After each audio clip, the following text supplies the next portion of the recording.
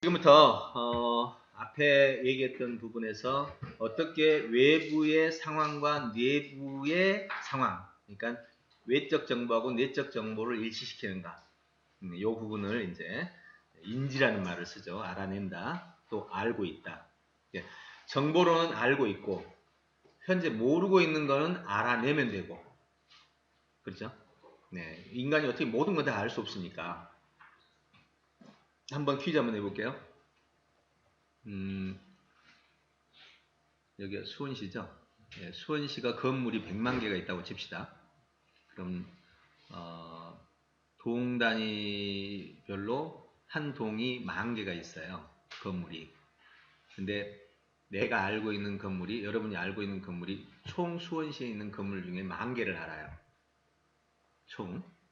그런데 우리 연구사님은 한 동에 10,000개를 다 알고, 우리 옆에 분은 수원시에 전체적으로 10,000개를 아는데 이제 중간에 빈 곳이 누락이 많겠죠. 자, 어느 게 더 능력이 있는 것일까요? 즉, 내 소득에 영향을 미칠까요? 시작. 전체에 10,000개를 아는 사람, 여기는 한 동만 10,000개를 아는 사람. 수입은 이분이 높습니다. 네. 왜냐하면 이분은 부정확해서 실수가 많아요. 예를 들어 택시를 운전하든 아니면 전체 상을 볼 때, 이분은 전체 상 얘기할 때는 말 안 해버리거든. 모르니까. 근데 이 동 안에서만큼은 나는 뭘 해도, 부동산을 해도 할 수 있고 뭘 해도 할 수 있는데, 이분은 이제 전체적으로 10,000개는 아는데 연결이 안 되는 것들이에요. 네. 그래서 사실은 전체, 여기서 10,000개라는 말은 전체 상의 10,000개가 아니에요. 그냥 여기저기 10,000개라. 그럼 전체 상과 10,000개는 어떤 차이가 있냐? 전체 상은 이런 거야. 수원시란 지도상으로 어디를 말하고, 인구는 어느 정도가 있고, 조직 구조, 시의 구조는 어떻게 돼 있고, 그 다음에 행정 특징은 어떻게 돼 있고, 공무원 수는 얼마고, 이렇게 아는 건 전체에 관한 거예요. 근데 건물 수 10,000개 안다고 수원시를 알 수는 없는 거예요. 이해되시죠? 그래서 이제 우리 이분 같은 경우, 연구사님 같은 경우는 건물수 동 10,000개를 알고 조금만 더 노력해서 수원시 전체 상, 10,000개 건물을 이제 더 이상 알 필요 없으니까 수원시 전체 상에 대해서 수원시의 특징, 수원시의 의미, 수원시 뭐 이런 이 전체 상을 알고 한 동에 10,000개 건물을 알면 이 사람은 이제 전문가가 되고 그 동의 달인이 되는 거예요. 자, 그럼 이제 어떻게 하면 되겠어요? 지구촌에 관한 전체 상의 지식을 갖추고 내가 가지고 싶은 전문 지식, 전문 영역을 하나 세팅해요. 자, 이제 이것만 되면 돼요. 그럼 여러분 아이들에게 진짜 미래에 능력 있고 소득을 내면서 살 수 있는 방법은 이것만 딱 갖춰주면 돼. 그 다음에 딱 하나 갖춰줄게. 아까 알아내는 힘이죠. 알아내는 힘으로 제가 30대 초반에 독서에 대해서 연구를 했거든요. 이렇게 했어요. 이거 굉장히 중요합니다. 여러분 학생들한테 진로에 대해서 염려 없도록 만들어주는 방식이에요. 제가 실제로 했던 방식인데요. 뭘 할까 고민하다가 30대에 책에 관해서 연구하자. 책을 내가 이 세상에서 책에 대한 하는 내가 최고가 되자. 해가지고 책에 대한 책을 골라보니까 논문은 좀 많이 있지만 책에 대한 책은 한 100여 권 되더라고요. 그 100여 권을 다 샀어요. 그리고 논문, 관련된 자료, 그리고 관련 교육 과정 전부 조사해가지고 이걸 6개월에서 약 1년 동안 전부 다 수렴했습니다. 뽑은 다음에 그냥 머릿속에 두면 다 잊어버리죠. 그래서 데이터를 이런 노트에다가 전부 주제별로 정리를 했죠. 독서에 대한 동기부여, 독서에 대한 기술, 기술에서 하위 요소. 이래가지고 한 6개월 정리하고 한 1년 하니까 다 되더라고요. 그리고 나서 1년 후에 이걸 가지고 강의를 시작하고 글을 썼는데 2, 3년 안에 그 분야에 탑이 됐어요. 네, 정말로 우리나라의 그 최고의 강사들이 가는 곳에 제가 강의를 가게 됐는데 30 초반이었거든요. 그때 강사비가, 국내 최고 강사비가 저한테 주어졌어요. 단 2, 3년밖에 안 걸렸어요. 왜? 그 분야만큼은 내가 최고가 된 거니까. 모르는 게 하나도 없이 만든 거죠. 근데 이제 독서 강의가 끝나고 나면 사람들이 너무 좋아해. 근데 이렇게 물어. 독서하고 나서 글 쓰려면 어떻게 해야 돼요? 이건 나는 뭐 이걸 인접학문이라고 해요. 인접학문. 이제 요구가 많아지니까 나는 또 어떻게 해, 이제. 연구 들어가지. 또 6개월을 파가지고 글쓰기에 관한 분야를 완전히 다 판 거예요. 진짜. 독서처럼. 모든 조건까지 다. 그러고 나니까 또 그 분야에 최고가 돼요. 또 묻네. 그 책 읽고 글쓰기를 하는데 그 논리적 사고라 뭐냐고. 이거 나 참. 그 글쓰기 할 때 분명히 그 구조사고 나오잖아요. 논리사고가. 그 또 논리학을 다 뗐어.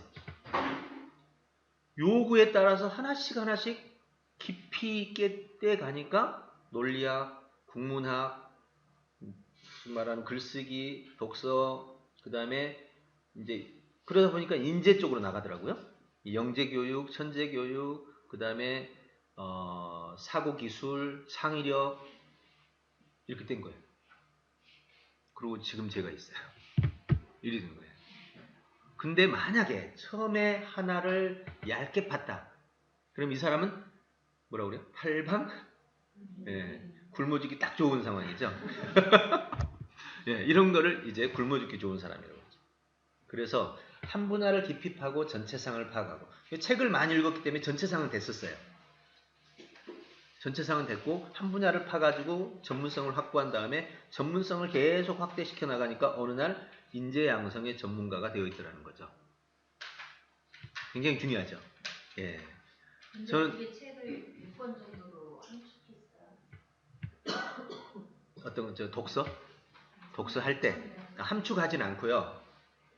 그때는 이 기술이 없었어요. 지금 이 기술이 없었고요. 어떻게만 했냐면 책 100권을 읽고요. 결국 데이터 싸움이거든요. 그 전문가가 된다는 것은 데이터에 대한 정교성과 연결성이 풍부해야 돼요. 그래서 독서에 관한 책 100권과 논문들의 데이터를 다 뽑아서 중복 없이 누락 없이 정리하는 거예요. 그러려면 어떻게 정리하면 되죠? 독서에 관한 책을 읽고 여기서 나오는 첫 번째 읽다 보니까 독서란 저자의 사고와 가까워지는 걸 의미한다. 그럼 독서의 의미죠. 그죠? 그럼 독서의 의미라는 제목을 붙여서 거기다가 1. 이거는 손다이크의 정의. 또 읽다 보니까 독서의 정의가 저자와의 대화다. 이거는 두 번째. 이렇게 의미를 계속 적어 나가는 거야. 두 번째, 독서의 기술을 보니까 백독백습이 있고, 그죠? 그 다음에 SQ3R이 있고, 여러 가지 나오잖아요. 그것들 또 독서 기술 쪽에 다 모아. 그럼 중복 없이 누락 없이 되는 거죠. 이래가지고 책 100권을 정리하니까 중복 없이 누락 없이 빼고 나면요. 얼마 안 됩니다. 왜냐면요. 독서에 관한 책 100권이면요. 딱 5권 읽으면 전부 뭐예요? 5권 넘어서면 그때부터는 다 중복이에요. 예, 쓰는 사람마다 또 어차피 앞에서부터 쓰니까 다 중복돼. 그리고 중복 다 빼고 나면 실제로는 노트 한 권밖에 안 남아요. 근데 그 노트 한 권이 저한테는 뭐예요? 네, 완전 보배죠. 그래서 저는 강의하는데 5분만 딱 주어져도 이 노트 한 권만 딱 있으면 돼요. 딱딱 핵심만 머릿속에 구조 잡고 그 구조에 대한 데이터만 찾아내면 바로 그냥 강의가 되죠. 정말 도움을 많이 받았어요. 이게 이제 바로 전문가가 되는 과정에서 정보의 힘이에요. 그 다음에 이 정보를 엮어 나가는 것은 이제 알아내는 힘이 되겠죠. 네, 이렇게 정리를 나가는 거죠. 자, 그래서 무슨 얘기를 좀 하죠? 자, 그래서 오늘 이제 그 알아내는 힘을 구축해 나가는데 크게 두 가지 요소라고 그랬습니다. 상황에서 아느냐, 언어에서 아느냐. 그러면 이 두 개를 일치시키려면 여러분이 생각해도 답이 나올 거예요. 첫째, 상황을 잘 관찰해야 되죠. 상황을 관찰하고 상황의 구조화를 해야 됩니다. 자, 해볼까요? 여기서 자, 이 상황을 구조화시키면 어떻게 되죠? 상황의 구성 요소를 찾아내면 부모, 자녀, 이걸 전체로 볼 때 가족 사진이라고 보고 이 내부의 요소를 보면 부모와 자녀 크게 두 요소로 나눠집니다. 근데 이제 여기에서 문제는 지난번에 했던 것처럼 두 부모와 자녀 사이에 이런 차이가 생기는 이 부분에 대해서 이제 문제점을 제시할 수 있는 부분이고요. 그러면 이제 그건 여기서 이랬다 치고 여기 상황을 한번 해볼까요? 자, 지금 현재 여기 있는 이 상황을 구조화시켜 보세요. 자, 불러보세요. 뭐로 나눠지죠? 강사, 그 다음에 청중, 예, 영수생, 또 예? 청중 안으로도 나가죠. 청중 안에서 이제 교사가 있고 우리 연구생 있고 그 다음에 예, 일단 여기 청중은 이렇게 나눠지고 그 다음에 또 뭐 있어요? 오늘 강연 내용이 있겠죠. 예, 내용이 있고 또 예, 도구, 강연 도구. 그럼 강연 요소에서 강사, 그 강의 내용, 강의 도구. 자, 또. 자, 이런 걸 우리가 구조화라고 해요. 이 분석이라고 그러는데 이런 걸 잘 못하면은 상황은 항상 단순하게 보이는 거예요. 자, 얼른 생각해도요. 여기는 건물 요소, 제일 크게 나누면 건물 요소가 있어요. 그 다음에 시간 요소가 있어요. 그 다음에 여기 참여자 요소가 있어요. 그 다음에 과정 요소가 있어요. 그 다음에 이걸 전체 진행하는 진행 주체 측 요소가 있어요. 그 하위를 다시 나누면 이제 건물 요소 안에서 이제 도구들로 나눠지고 시간 요소에서는 현재 시간과 이전 시간으로 나눠지고 과정 요소에서는 주제와 구성 내용, 주제와 내용은 다시 구성 요소로 하위로 쭉 내려갑니다. 자, 한 번 더 해볼까요? 나를 한번 소개해 본다면, 자, 첫째, 뭐? 이름, 나이, 하는 일. 이게 바로 우리가 소개하는 소개 방식인데요. 한 몇 번 넘어가면 그 다음 뭔 말해야 돼요? 이렇게 한다고. 근데 이걸 구조화 시켜볼까요? 나를 그냥 이름부터 시작해 나가면요. 할 게 별로 없어요. 그리고 실제로 할 거는 너무 많은데 뭐를 해야 될지를 몰라. 내 삶에 대해서 나만큼 아는 사람이 어디 있어요? 그러니까 할 건 너무 많지. 근데 이 사람들에게 뭘 전달해내야 되는 거지? 그럼 주어진 시간과 주어진 청중의 관심도에 따라서 앞에 구성 요소를 잡는 거죠. 자, 첫째, 생애 요소. 두 번째, 생애는 내 삶의 요소지만 두 번째, 여기에 들어가 있는 사고 요소, 즉 사상 요소. 그 다음에 생애와 사상이 있으면 이제는 관계 요소가 있죠. 네, 크게 생애, 사상, 관계로 나누면 다시 생애는 다시 하위로 나눠지죠. 이러면 이제 여러분이 해야 될 일들, 이야기들이 어마어마하게 많아지는 거예요. 관계는 다시 가족 관계, 그죠? 친구 관계, 그 다음에 업무 관계, 다시 가족 관계에서 친척까지 다 나오지. 한도 끝도 없이 나오는 내용이 바로 분석적 사고죠. 이렇게 생각을 하는 것이 상황을 보는 것은 바로 이런 사고를 하는 거예요. 근데 이런 사고를 어디서 잘 기르느냐? 바로 언어에서 길러요. 왜 언어에서 기를까요? 언어를 들어가 봅시다. 언어는 글로 써졌거나 말로 하거나. 자, 제가 지금 제가 강의하는 걸 들어보면 그냥 하는 거 아니고 주제가 있고 구조가 있죠. 그럼 듣는 여러분은 주제하고 구조를 나눠서 들을 수 있고 글을 읽을 때도 글을 쓰는 사람이 이미 주제와 구조를 가지고 쓰죠. 그럼 글을 읽을 때는 나는 못 봤던 구조, 이 사람이 본 강의실, 우수한 저자가 이 강의실을 보고 글을 썼어요. 그럼 이 글 속에는 내가 보지 못했던 아까 분류 요소 있죠. 이 요소들이 들어있어. 그럼 나는 글을 읽으면서 뭘 봐요? 내가 볼 수 없었던 요소들을 보는 거예요.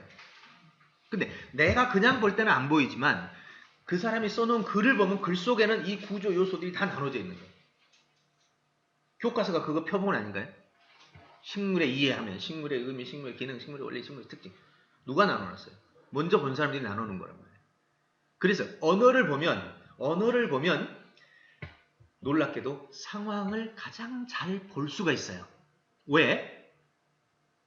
나보다 뛰어난 어떤 사람들이 자기가 본 상황을 구조적으로 정리를 다 해놨어. 그러니까 나는 언어를 보면서 내가 저 성을, 여기 보시면 이 성을 보고 내가 저 성을 보고는 이 성이 있구나 이랬을 텐데 한 저자가 이 성을 보고 관찰한 내용을 보니까 성의 역사, 성의 재료, 성의 재질, 그 다음에 성의 건축 방법, 성에 살았던 사람들에 대한 모습, 수도 없이 많은 요소가 있어요. 나는 생각했어요? 못했어요? 안 했어요. 그럼 뭐가 나의 상황의 현실성? 즉 원래는 상황 속에 들어있던 거죠. 역사부터 시작해서 다 들어있던 건데 나는 안 보였어요. 근데 언어를 보니까 그 사람의 눈으로 본 상황이 내게 넘어오죠. 무엇이 상황의 정밀성을 만들어요? 언어예요. 이제 아시겠죠? 그럼 이 두 가지는 얼마나 서로 상호 관계가 밀접하냐 이거죠. 그럼 이제 보세요. 누구의 지도를 안 받고 내가 상황을 본다고 한들 상황 속에 숨어있는 그 구조들이 안 보일 거라고요. 핵심과 구조들이. 그런데 누구의 도움을 받아서 언어를 가지고 보니까 이제 보이기 시작했어. 자, 그렇다면 이제 우리가 상황을 더 잘 보기 위해서는 상황을 많이 봐야 될까요? 언어를 많이 봐야 될까요? 순서가 있어요. 언어만 평생 보면 상황 안 보입니다. 먼저 언어를, 그러니까 인간은 태어날 때 언어를 모르는 상태로 2, 3년을 지내요. 그게 기초 상황이에요. 그러니까 그건 뭐 노력하지 않아도 들어온 상황이죠. 그런데 그때 어디 동굴에 처박혀가지고 2, 3년을 보내면 이제 지능 자체가 마비됩니다. 근데 정상적인 삶을 살았다면 기본적인 상황을 받고 그 다음에 언어로 봅니다. 언어로 보이지 않는 세계, 로마 시대부터 시작해서 우주 천문학까지 전부를 언어로 봐요. 그럼 언어의 상황은 내 삶이 경험할 수 있는 세계는 100만 분의 1도 안 돼요. 근데 언어로 경험할 수 있는 세상은 정말 한도 끝도 없단 말이에요. 그러면 이 언어로 경험한 이 세상을 가지고 내가 실제 경험하는 세계를 조사하는 거예요. 그러면 상황이 훨씬 더 잘 보입니다. 자, 이제 아시겠죠? 상황과 언어의 관계. 자, 그러면 이제 마지막 과제입니다. 상황은 어차피 경험하니까 따로 기술이 없어도 그냥 체험하면 돼요. 근데 언어는 어때요? 언어는 이상하게 잘하는 사람, 못하는 사람이 너무 차이가 많죠. 상황에 가서야 뭐 차별하고 별로 없어요. 근데 언어는 공부하는 사람마다 너무 차이가 많이 나잖아요. 바로 언어 인지 기술이죠. 그럼 오늘 여러분과 저하고 다룰 내용은 바로 상황 인지는 크게 어렵지 않아요. 몇 가지 구조와 패턴만 있으면 웬만하면 됩니다. 자, 보세요. 이쪽으로 넘어갈게요. 이거. 지난번에 했습니다. 자, 이 상황에서 제가 지난번에 뭐라고 그랬죠? 사고 났을 때 제일 먼저 해야 될 일이 무엇이냐고 물었을 때 여러분 지난번에 대부분 다가 우리 영사님 오늘 처음 왔죠? 네, 말해보세요. 영사님 제일 먼저 뭐 해야 돼요? 죄송합니다. 아, 괜찮아요. 이제 그냥 여기 퀴즈예요. 네. 저는 사고 났어요. 제일 먼저 할 일. 예. 보험회사에 연락을 해야 되나요? 예, 이제 이렇게 사람마다 다 다르다는 거예요. 근데 사실 여기서 질문에 답하면 누구라도 다 틀리게 돼 있다고요. 왜 그럴까요? 우리가 자동차 사고가 났다는 건 언어예요. 그림이나 언어인데요. 이 상황은 매우 많은 거를 단축시켜버린 거예요. 즉, 다 삭제시키고 그냥 핵심 개념만 뽑아놓은 거예요. 근데 실제 사고 상황으로 가볼까요? 자, 도로도 있어요. 그죠? 차도 있어요. 사고 난 사람도 있어요. 주변에 보는 사람도 있을 거고, 아니면 뒤로 오는 차도 있을 거고, 그쪽 날씨가 비가 올 수도 있고, 아니면 피가 흘리는 사람이 있을 수도 있고. 이 모든 상황 속에서 내가 이제 상황을 지정해 줄게요. 고속도로예요. 차들이 싱싱싱 오고 있어요. 사고가 났어요. 제일 먼저 할 일은 피해야죠. 그렇죠. 피해야죠. 근데 나만 피하면 뒤에 오는 차들은 다 죽죠. 뭐 해야 돼요? 저 앞에 가서 빨리 요거 수신호 막 해서 오지 빨리 스톱하고 속도 줄여. 요거 안 하면 나만 살고 다 죽어. 뭔 얘기하는지 아시겠죠? 상황 속으로 들어가면요. 그 상황에서는 웬만한 사람이라면 지금 뭐 해야 되는지 어느 정도 파악해요. 상황은 다채롭단 말이에요. 언어는 단순해요. 사고 났다. 1000분의 1로 함축시킨 거예요. 그러니까 이 모든 상황이 없어. 그러니까 누구나 다 그냥 자기 생각만 얘기하는 거예요. 실제 상황은 전혀 그렇지 않다는 거죠. 그러니까 상황은 사실 걱정 안 해도 돼요. 실제 그 상황에 가면 사람은 지금 뭐 해야지? 보세요. 보험사원이에요. 현장에 갔는데 보험사원의 임무는 제일 먼저 뭐 하는 거예요? 사고 상황 파악해서, 그죠? 예, 원인 파악해서 이거 해야죠. 근데 거기에 아무도 없이 다친 사람이 있어. 어떻게 해야 돼? 뭐 할 거예요? 네, 다친 사람이 있고 아무도 없어. 보험사원이. 그렇죠. 먼저 해야 될 게 달라지잖아요. 보험사원이지만 조건이 달라지니까 내가 해야 될 일이 달라지잖아요. 이런 걸 말하는 거예요. 이걸 상황인지라고 그래. 이때 파악을 잘못하면 이건 그 한순간에 벌어진 일이지만요. 사업하던 사람이 사업이 어려워서 매출이 떨어졌어. 이런 경우는 완전히 복잡한 거예요. 이거는. 인생이 오고 가는 거예요. 해결할 수 있는 문제인데 내가 먼저 해야 될 일을 못한다면 당연히 내가 어려움을 빠지게 되는 거죠. 네, 이런 걸 말하는 거죠. 자, 그러면 이런 상황인지를 잘하기 위해서 우리는 상황에 가서 경험을 많이 하는 것도 중요해요. 왜? 징기스칸처럼 아예 채광문 안 입고도 지구촌의 절반을 다스릴 수 있어요. 근데 그건 너무너무 극도의 외회적인 사회입니다. 대부분은 언어인지를 통해서 상황인지로 넘어가는 방법이 훨씬 더 효율적이에요. 자, 그러니까 지금부터 이제 언어인지로 가자고요. 자, 이제 언어인지로 가겠습니다. 자, 지금 보면 이제 언어인지는 크게 두 요소로 나눠집니다. 자, 언어인지의 두 요소. 네, 이걸 하나 가지고 볼게요. 네, 이게 책이라고 보십시다. 책을 가지고 보면 첫째, 이 책은 일반적으로 이 제목, 그리고 발문들, 머릿말, 그리고 목차가 있어요. 그럼 이 내용만 가지고 이 책의 전체상을 파악할 수 있어요. 정말 기가 막히죠. 네. 자, 지금부터 이제 그 부분 하나. 두 번째는 내용에 들어가서 읽어야 나오는 부분이 있어요. 자, 이 두 개로 나눠집니다. 그럼 어떻게 접근을 하느냐? 언어인지 방식이에요. 먼저 제시된 단서들을 중심으로 전체상을 파악하는 게 진짜 중요한 기술이에요.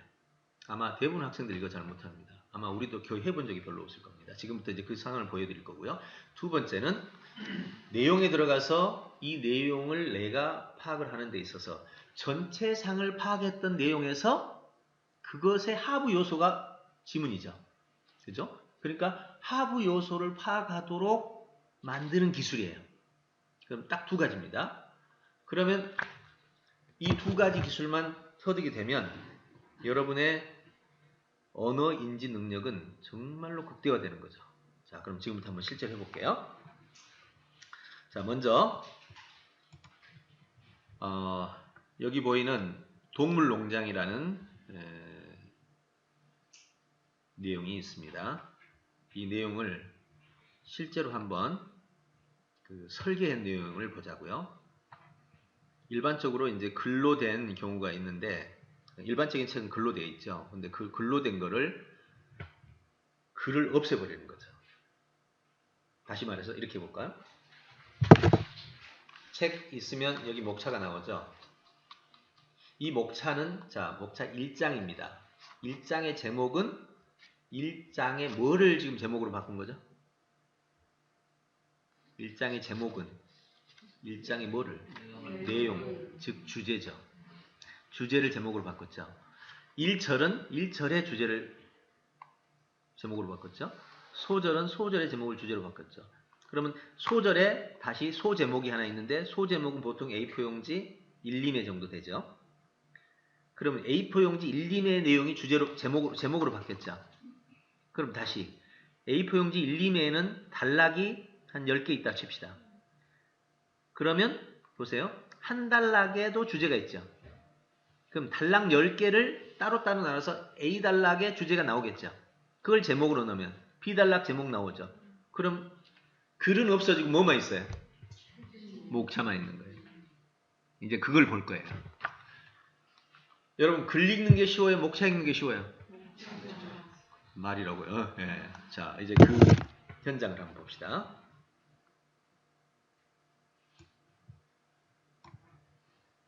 요게 이제 글을 목차화시킨 설계도라고 부릅니다.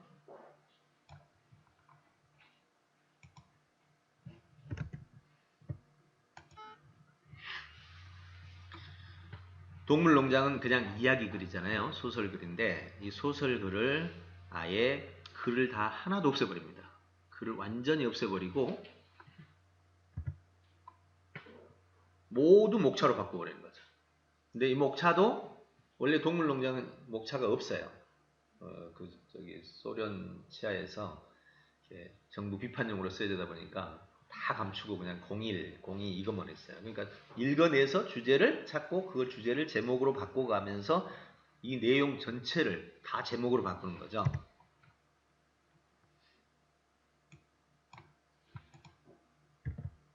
자, 다른 건 빼고요. 작가 개요라든지 이런 건 그냥 빼겠습니다. 이런 건 놔두고 작품부터 보겠죠. 자, 작품 주제문입니다. 책 한 권의 주제를 한 문장으로 표현합니다. 한 문장입니다. 책 한 권을 이만한 요점으로 표현합니다. 이건 이제 뒤로 가서 어떻게 해서 나오는지 알려드릴게요. 작품 구성입니다. 동물농장은 이런 목차를 가지고 있어요. 한 번도 보지 못했죠, 여러분. 이 목차 자체가 없어요, 원래. 동물농장의 배경이니까 독립해서 운영하고 문제가 발생해서 몰락하고 결말이 나오는 겁니다. 처음 보는 목차일 겁니다. 원래 없으니까. 독립 단계를 보면 머릿속에서 한번 생각해보세요. 독립이라고 나왔으면 아래 뭐가 나와야 맞을까요? 쉽게 말해보겠습니다. 나의 신체라고 나왔으면 하위 요소는 머리, 몸통, 팔다리. 예, 그 재료 요소로 본다면 그렇게 해야 맞죠. 근데 신체에다가 해놓고는 여기다가 갑자기 내 생애는 이렇고 이러면 이제 이거는 앞뒤가 안 맞는, 즉 논리가 안 맞는다고 해요. 논리라는 말은 앞뒤예요. 앞뒤가 안 맞는 거예요. 자, 그럼 여기 동물농장 독립에는 뭐가 나와야 맞을까? 물론 스토리에 나와 있는 내용이겠죠. 근데 스토리를 쓰는 소설가도 당연히 합리적인 사람이기 때문에 독립했으면 독립에 대한 내용을 써야 될 겁니다. 어떻게 독립했냐? 혁명을 통해서 전투를 했다. 혁명을 해서 혁명을 어떻게 했냐? 계기와 준비와 시작과 결과와 영향이 있더라.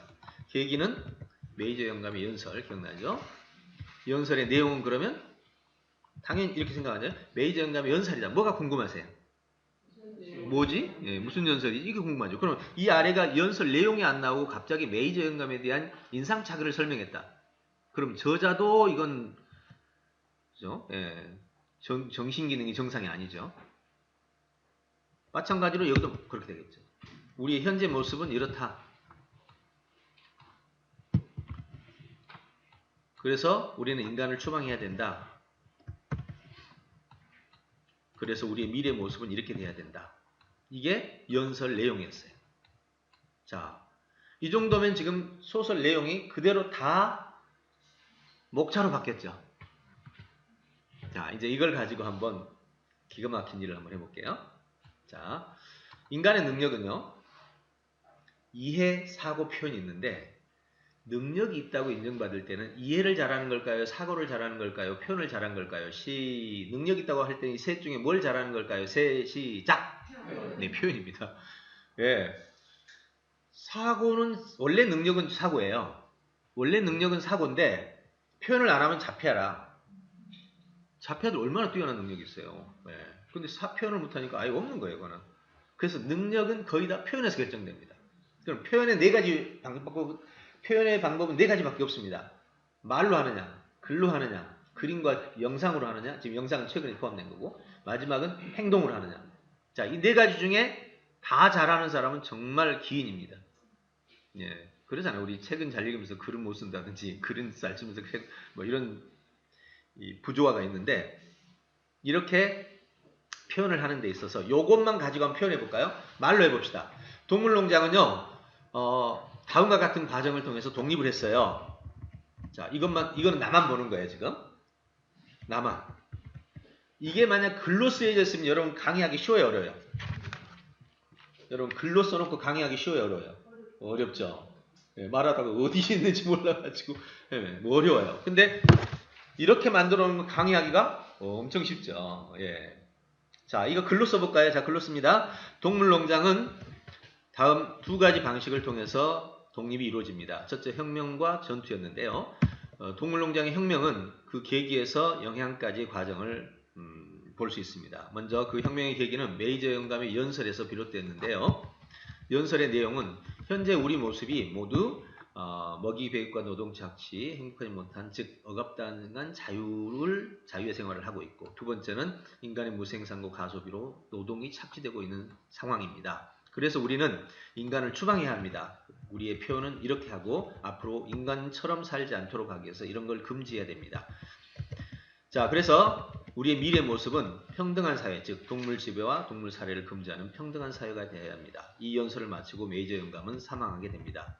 이후로 혁명이 준비가 됐는데 동물주의 이 사상은 결국 메이저 영감의 연설로서 그 전파는 비밀 모임을 통해서 이러한 시간, 장소, 내용을 통해서 이루어졌습니다. 또한 이걸 주도한 동물들은 돼지들로서 이런 친구들이 있었습니다. 자, 지금 뭐 했습니까, 제가? 글 썼잖아요. 근데 이 재료를 가지고 쓰면 초등학생부터 어른들까지 거의 오류 없는 글을 쓸 수 있죠. 이걸 교육청 관련 관계자나 교육 전문가들이 보고 야, 이제 글쓰기가 필요 없네. 대부분 이렇게 말합니다. 근데 사실은 글쓰기보다 어려운 게 뭐가 어려워요? 이걸 만드는 게 어려운 거죠. 이것만 만들 수 있다면 말도 할 수 있고 글도 할 수 있고 요걸로 영상 만들 때 제일 먼저 하는 게 뭐예요? 시나리오 짜잖아요. 그냥 시나리오잖아요. 만약 이걸로 내가 실행을 한다. 와, 나도 농장 한번 혁명해봐야지. 그죠? 그러려면 요거에 따라서 가면 되겠죠. 계획서죠. 보고서죠. 다 나오는 거예요. 이게 바로 제가 오늘 여러분에게 보여드리고 싶은 겁니다. 자, 그러면 여기서 이제 이걸 이제 이렇게 정리하고 이걸 가지고 이제 뭐든지 다 만들 수 있는 거죠. 자, 그러면 이제 이걸 어떻게 만들 거냐 하는 부분에 대해서 이제 정리해 봅시다. 자, 그러면 조금 전에 제가 책을 읽을 때 목차만 보면 이해가 될 수 있도록 한다면 이거는 지금 방금 이 내용은요 읽지 않아도 그냥 환하게 이 동물농장 요거를 책 읽으려면 최소한 몇 시간 걸리죠? 요거 보면 얼마나 걸려요? 뭐 20분? 10분, 20분 정도면 다 내용 다 봅니다. 한눈에 다 봅니다. 그러면서 내용 구조도 훨씬 더 잘 파악되고 훨씬 더 잘 기억됩니다. 이걸 만드는 법을 가지고 지금 강남에서는 이 법을 가르쳐 주는 게 아니라 이렇게 만들어 가지고 이 재료만 판대요. 이것만 가르친대요. 그래서 이걸 보고 이제 외워라고 그러는데 점수는 잘 나오지. 얼마나 잘 나오겠어요. 이거 뭐 책 읽는데 몇 시간 걸리는 걸 이거는 뭐 2, 30분에 다 처리해서 정리하니까. 자, 이렇게 이제 정리하는 게 목차화예요. 그걸 구조화라고 그러죠. 자, 그러면 이제 그 구조화를 처음에 모든 책을 이렇게 만들기는 이제 훈련이 필요하죠. 그래서 이 지금 설계는요. 이 설계는 자, 보십시오. 목차 설계, 지문 설계 이렇게 둘로 이루어집니다. 자, 그러면 이제 넘어가 보죠.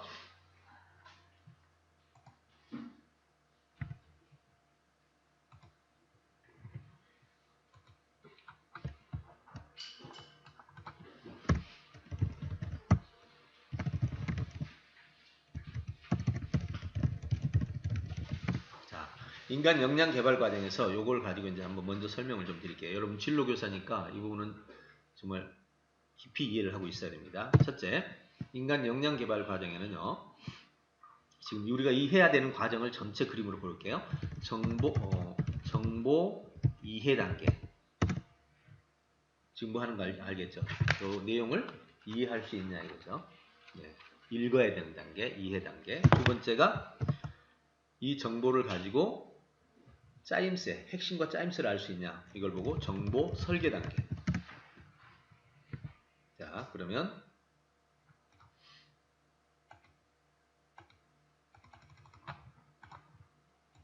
자, 그 다음 세 번째는 정보를 이렇게 설계하고 나면 설계를 짜임새를 쫙 짜고 나면 거기에서 빠진 거, 없는 거, 잘못된 것이 보여요. 한번 설명해 볼게요. 여러분 그 화학에 보면 원소 주기율표 있죠. 원소 주기율표에 주기율표를 만든 사람이 누구예요?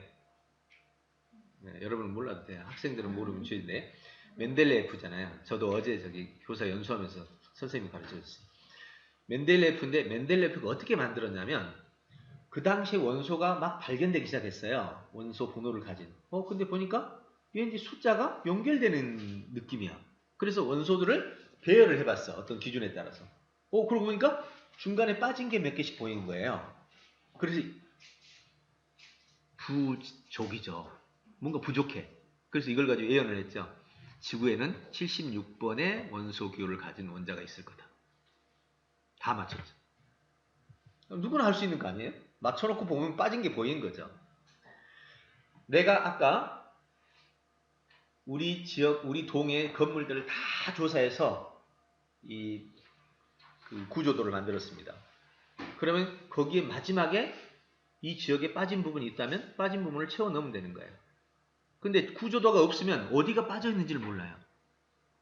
자, 이렇게 정보를 설계하고 나면 꼭 그 다음에 나오는 게 문제를 파악할 수 있어요. 이 문제하고요, 두 가지 문제 파악 방법이 있는데, 하나는 감으로, 느낌형 문제 파악. 이건 그냥 떠오르는 거예요. 두 번째가 설계형 문제 파악이에요. 이게 지금 요거에서 오는 거죠. 설계형 문제 파악은요, 하위 요소 이 아래가 내가 독서에 관해서 모두 연구해 봤더니 여기까지 이 아래가 정보가 없어. 지구촌 70억 지구에 아는 사람이 아무도 없어. 그럼 이걸 부재라고 그래요. 근데 여기에 한 개가 더 있을 것 같아.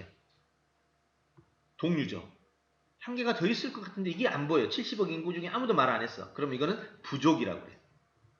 이건 아예 없는 거죠. 여기 아래는. 이건 부족이야. 근데 어떤 사람이 했는데 요거하고 요거를 뒤바꿔 놨어. 이거는 오류라고 해요. 그럼 이 자체가 틀렸어. 이것도 오류죠. 팩트 오류죠. 결국은 정보를 설계하면 이게 보이게 돼 있어요. 자, 그 다음. 문제 파악했으면 그 다음에 이제 뭐 해야 돼요? 문제를 해결해야 되죠. 그래서 문제 해결이 돼요. 문제 해결에도 두 가지 방식이 있어요. 하나는 우연, 두 번째는 기술적 해결. 기술적 해결을 가설 검증형이라고 합니다. 우연한 해결은 알죠. 길 가다가 돌멩이 쳤더니 유전이 나왔다. 이런 거를 말하죠. 기술적 해결은 박사학위가 쓰는 거예요. 요거 할 수 있으면 이 사람은 너는 평생 어떤 일이 있어도 너는 독립해서 살 수 있어. 요 선포입니다.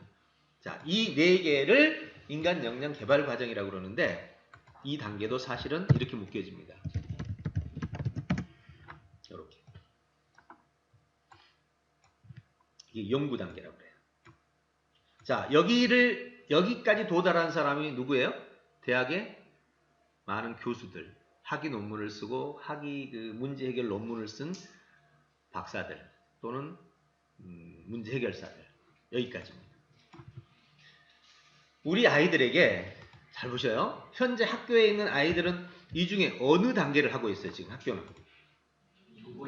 그렇죠. 이해 단계라고 해요. 대학원이 박사학위가 여기에요. 이 두 개가. 대학원 박사 석사증 가면 이 정도 해야 되는데 사실 이 기술은 아예 없어요. 원래 이 기술은 지금 현재 없습니다. 그냥 정보 이해예요. 이거를 개발한 게 지금 제가 어쨌든 지구상 최초로 이 정보 설계를 개발했어요. 정보 설계라는 말은 건축 설계, 전자 회로 설계 이런 건 다 있어요. 근데 지문을 설계도로 만드는 건 지금까지 한 번도 없었습니다. 이 지문을 설계도로 만들면서 언어 인지가 가능해진 거죠. 이제 좀 이따가 이 지문을 설계도로 만드는 방식이 조금 전에 보셨잖아요. 그 동물농장 설계도로 바꿔놓으니까 얼마나 효용성이 높은지 알겠죠. 네, 뭐 여러분이 가장 어렵다고 하는 글쓰기도 그냥 술술 써버리고 강의도 술술 해버리고 보고서, 기획서, 사업계획서 여러분 사업에 대한 책들을 모아서 설계하고 나오면 그게 사업계획서예요. 중복누락 제거되니까. 자, 이렇게 되는 거예요. 그런데 여기까지로 해서는 돈이 많이 안 돼요. 여기까지는. 근데 이것만 해도 이 사람이 인생을 살아가는 데는 거의 문제가 없습니다. 왜? 이것 자체가 가설 검증을 포함하기 때문에 진로 교육에 있어서 가장 중요한 핵심인 거예요. 학교는 이걸 하라고 놔두고 진로 쪽은 이걸 해야 돼요. 그러면 우리 학생들 미래는 탄탄하게 보죠. 누구나 다 자기 직업을 다 만들어 가질 수 있어요. 그런데 진짜 돈을 버는 단계가 있어요. 자, 보세요. 여기서 가설 검증해서 대안을 찾아서 문제를 해결을 했습니다. 그럼 이건 아이디어 단계죠. 아이디어로 해결했단 말이에요. 이렇게 하면 된다라고 대안이에요. 이거를 뭘로 만들어요?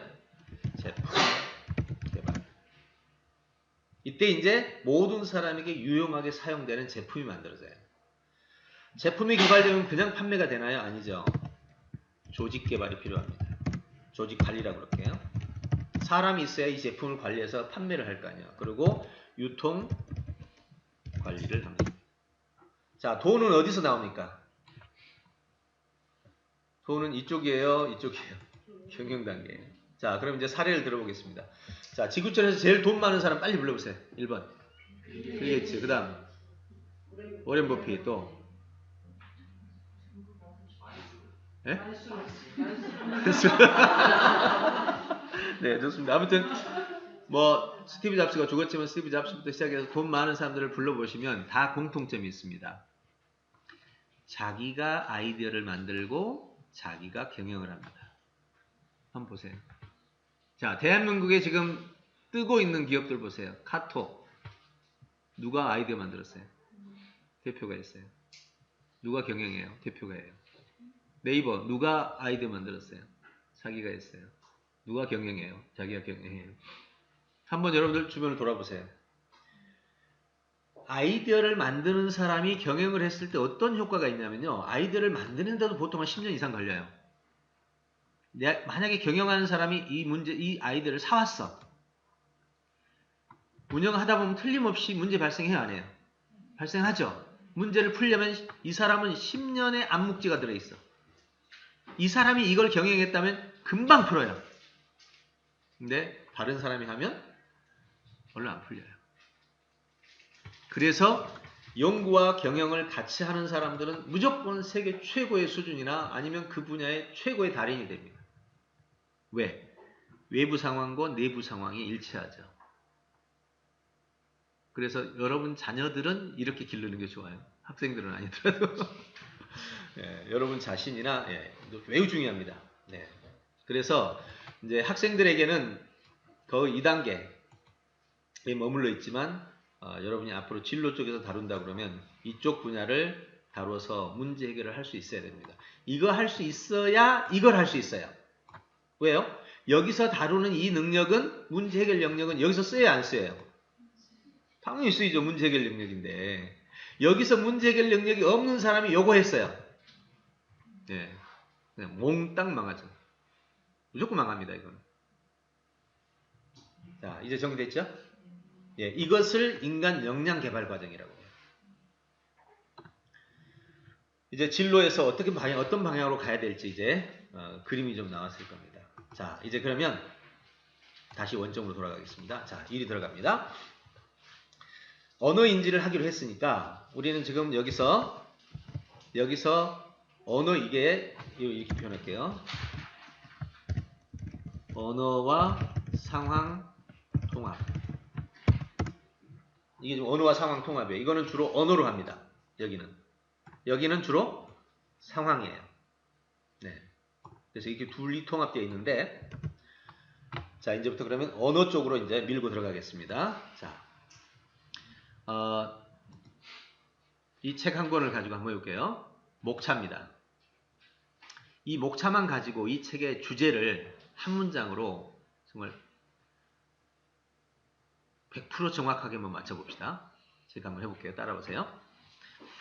나도 성공이 필요해 라는 제목에서 서술문으로 바꾸면 나는 성공을 원한다. 나는 성공할 수 있다. 뭐 이런 형식이 되겠죠. 나는 성공할 수 있어. 나는 성공하고 싶어. 자, 나는 성공하고 싶다. 자, 2장은 나는 스스로 한답니다. 요즘 말로 한다면 주도적이죠. 예, 그러면 자, 여기서 보세요. 이제 주도적으로 한다고 성공하고 싶다고 인과관계가 어느 게 앞이고 어느 게 뒤에요?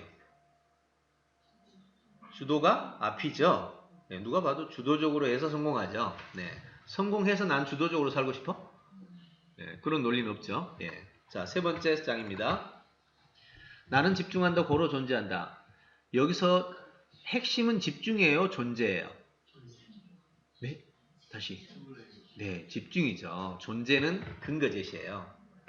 나는 생각한다, 고로 존재한다. 뭘 강조하려고 그런 거예요? 생각 강조지. 예. 생각하기 때문에 나는 존재하는 거야. 그러니까 나는 정말 생각하는 존재야. 이 얘기를 하려고 하는 거예요. 집중을 말하려고 그래요. 자, 그러면 스스로 주도적으로 하고 집중하고 뭐가 먼저여야 돼요? 그렇죠. 집중해서 주도적이 돼요? 주도적이니까 집중이 돼요. 예, 주도적이니까 집중이 되겠죠. 네. 그럼 주도적인 집중, 주도적 집중을 통해 나는 성공을 원해. 예, 됐죠? 4장. 이건 문일지십은 정보 이해. 이거는 정보 구성 사고. 관주의와 구술서마를 꾀야 보배다. 이거는 하나 들으면 열을 난다. 한 번 쓰면 막힘이 없다. 표현. 자, 이 세 개를 묶어서 뭐라고 부르냐면 인지력이라고 해요. 인지기술. 이거 다 기술이니까 인지기술로 합시다. 자, 그럼 이제 인지기술의 습득이니까 인지기술을 배운다는 뜻이 되겠죠. 자, 그럼 이제 주도적인 집중을 통해 성공하고 싶어. 인지기술을 가지고 인지기술을 배워서 인지기술이 어디쯤에 들어가야 돼요?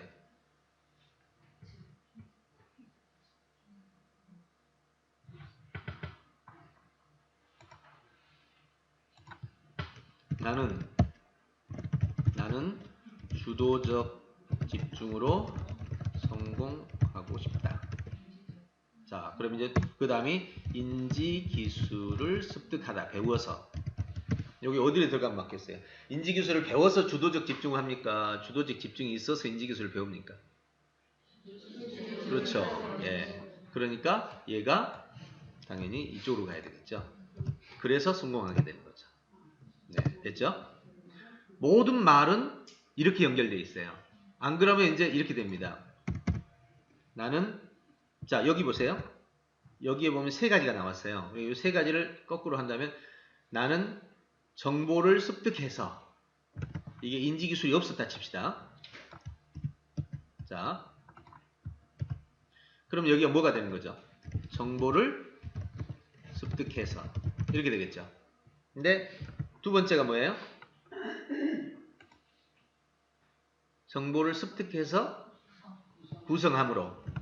정보를 습득해서 구성함으로. 요거는 습득해서 구성하는 건데 습득하고 구성해서. 자, 이렇게 됐죠? 세 번째가 표현해서. 그럼 습득해서 구성하여 표현함으로. 이렇게 되겠죠? 근데 여기서 습득, 구성, 표현을 묶어서 뭐라고 그래요? 뭐라고? 그쵸, 인지기술이라고 한단 말이에요.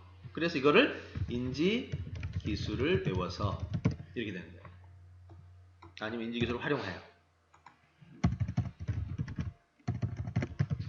이렇게 되는 거예요. 그러면 이 세 개는 이 안에 묶인 거죠. 그쵸? 자, 그 다음. 문제 해결하면 유인이 된다. 여기서 문제 해결하면 이게 뭐하고 같은 말이에요. 지금 여기 안에서. 문제를 해결한다는 게 어디하고 제일 비슷해요? 요 해결해서 유인이 된다는 게 어디에? 성공한다는 거죠. 그렇죠? 같은 말이에요. 근데 이 문제 해결이 유인이 된다는 말은 성공한다는 말과 같은 거니까 문제 해결은 하나가 더 중간에 들어갈 수 있겠죠. 그러면 문제 해결을 해서 이 말을 어디다 넣으면 되겠어요? 그렇죠. 문제를 해결함으로 성공하고 싶어요. 그 다음 오르지 못할 산은 없다? 이거는 뭐 꾸준히 하라는 소리죠. 예, 하면 된다라는, 내가 올라가, 끊이지 하면 무조건 된다. 이러니까, 이거는 문제 해결에 넣어버리면 되겠습니다. 자, 그러면 결국 답은 우리는 성공할 수 있다, 하고 싶다, 문제를 해결한다면 어떻게? 인지기술을 배워서 자주적 집중을 통해. 목차 하나가 주제문으로 그냥 완전히 바뀌는 거죠. 여러분, 여기 보면, 이게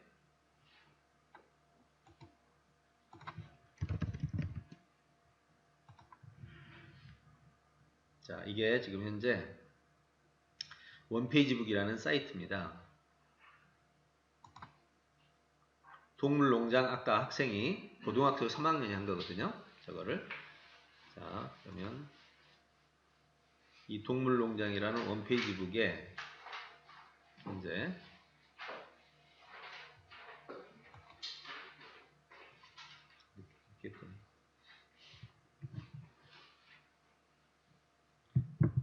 예, 이렇게 됐습니다. 방금 학생이 그 설계도를 만든 거를 글로 쓴 내용입니다. 이게 여기 홈페이지를 누르면 이렇게 나오죠.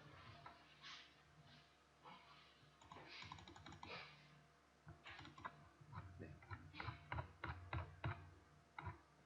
여기가 책 주제, 여기가 장별, 동물 소개, 독립 똑같이 나왔죠. 이렇게 이렇게 만들어진 거죠. 그럼 여기서 주제가 나오는데 책 한 권의 주제가 나왔는데 여기 글의 주제와 요점 이게 여기서부터 여기까지 글의 주제입니다. 3,000권의 책에 주제가 붙어 있는데 아직까지 단 한 건도 저자들로부터 클레임이 오지 않았습니다. 저자가 썼을까요? 아니요. 읽은 독자들이 쓴 거고. 자, 어떻게 주제가 찾아지는지 알겠죠? 자, 그러면 이제 여기서 이 목차만 가지고 주제를 찾았는데 다음 내용을 한번 보세요. 1장입니다. 나도 성공이 필요해. 자, 나도 성공이 필요해를 이제 나눠서 나도 성공이 필요해 라는 말 가지고 한번 해봅시다. 자, 먼저 이렇게 4개가 나왔습니다. 하위. 자, 그러면 이 4개에서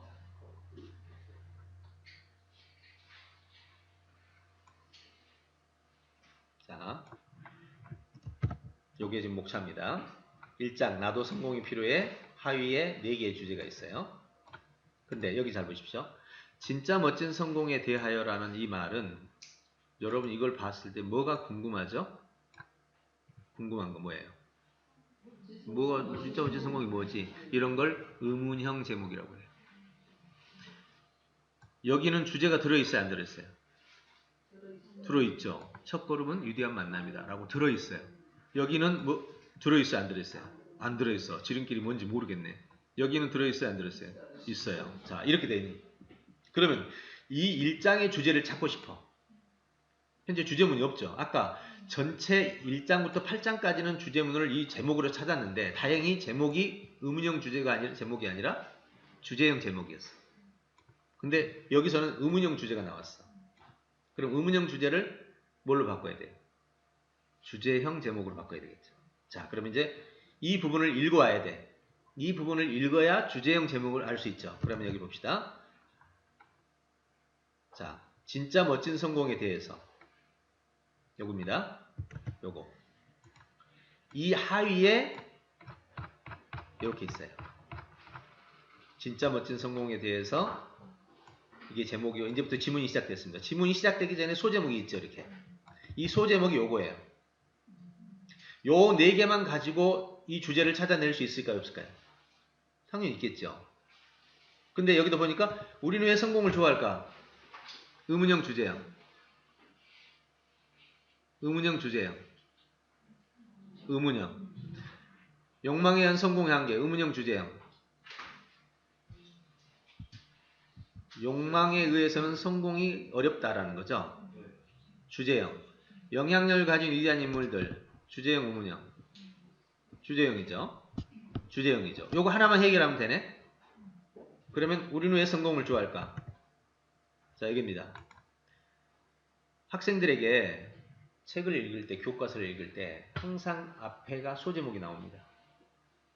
저자가 정신이 제대로 있다면 이 소제목은 주제를 반영합니다. 근데 주제가 의문형으로 된 경우가 많아요. 고려시대의 배경, 고려의 성립 배경, 성장 배경 이런 식으로 의문형이에요. 이거는. 그럼 물어요. 이렇게. 뭘 알고 싶니? 자, 우리가 알고 싶은 것은요? 성공을 좋아하는 이유. 그렇죠. 그러면 뭐라고 말하느냐? 이유만 찾아봐. 딴 거 생각하지 말라고. 자, 여기서 아주 중요한 사항이 나옵니다. 지문을 읽을 때 지문이 100이라면 그 지문은 기지식과 미지식으로 이루어졌습니다. 기지식이 30이고 미지식이 80이다. 그럼 이 책은 못 읽습니다. 그럼 영어쯤 돼요. 보통은 정상적인 책은 기지식 80에 미지식 20이에요. 자, 여기서 이 문장 다 아는 문장이잖아요. 이렇게. 그쵸? 이 안에 숨어있는 것은 왜 성공을 좋아할까라는 이유만 찾아내면 돼요. 그죠? 여기서 이런 걸 뭐 다 기억할 필요는 없단 말이에요. 왜 성공하고 싶으냐 그랬더니 멋있어 보이잖아요. 잘 살잖아요. 또 정신만족, 유체적 편함, 그 다음에 중고등학생이 또 설문을 했더니 안정적이고 뭐 등등 잘 살 수 있잖아요. 자, 이유 뭐예요? 성공하고 싶은 이유? 안정적으로 살고 싶다는 거죠. 자, 이렇게 되면 이 제목을 뭘로 바꾸면 돼요? 안정적인 삶을 원하는, 안정적인 성공을 원하는 우리들. 이렇게 바꿔요. 그러면 이제 나머지는 다 됐네.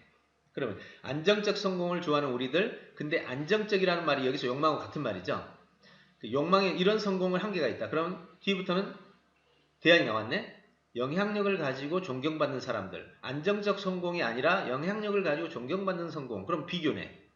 그럼 비교면 뒤 걸 강조하고 있으니까 앞에 걸 빼고, 그러면 핵심은 영향력에 의한 존경을 받는 진짜 성공.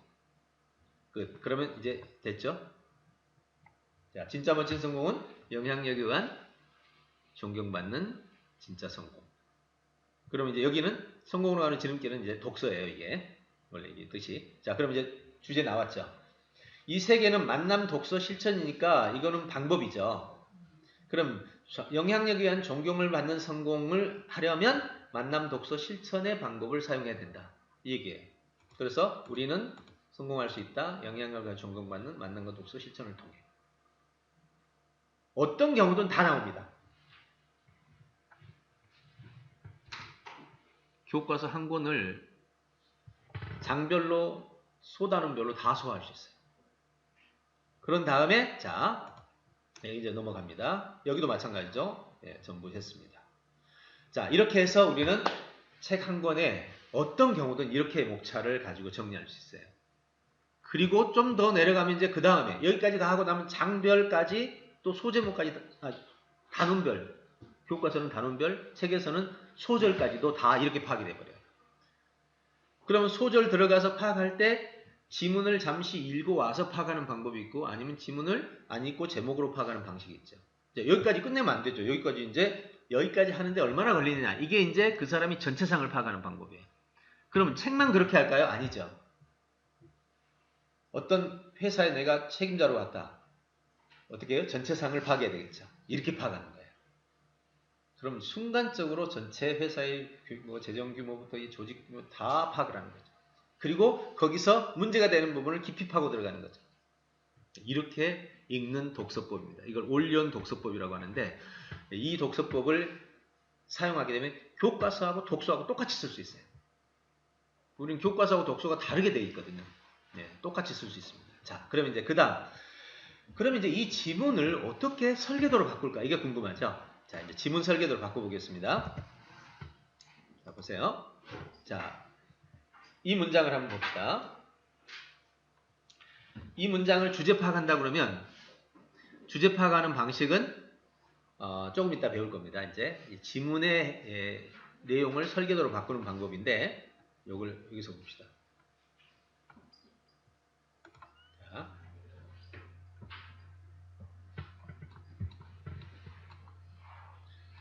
이게 지문입니다. 그리고 주제를 파악합니다. 주제 파악은 좀 이따 배우고요. 이걸 설계로 바꿉니다. 권력의 정의와 형태, 권력의 정의, 권력의 형태. 권력의 정의, 권력의 형태는 이렇게 됩니다.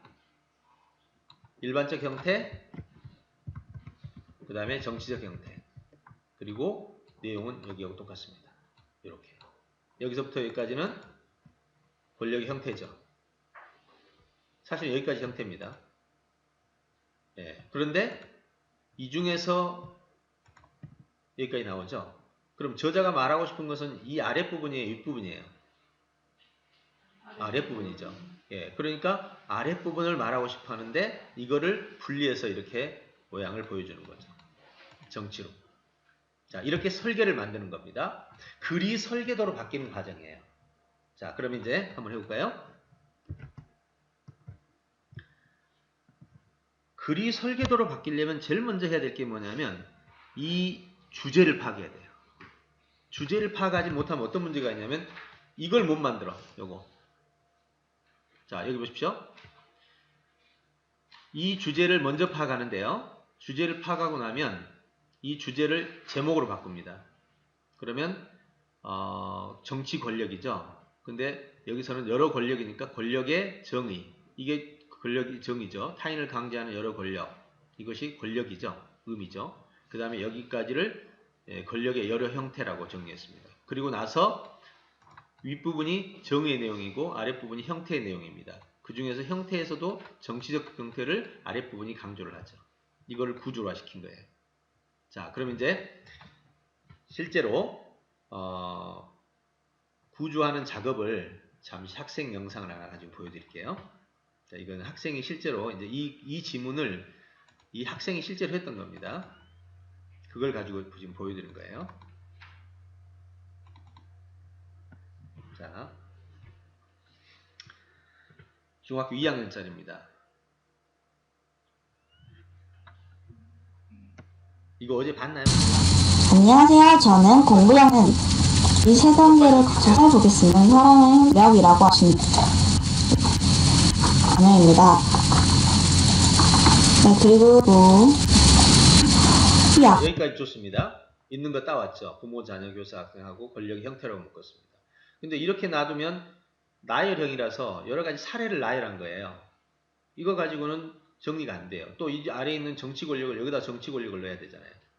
그럼 문제가 심각해져요. 왜냐하면 보세요. 저자는 이걸 말하고 있죠.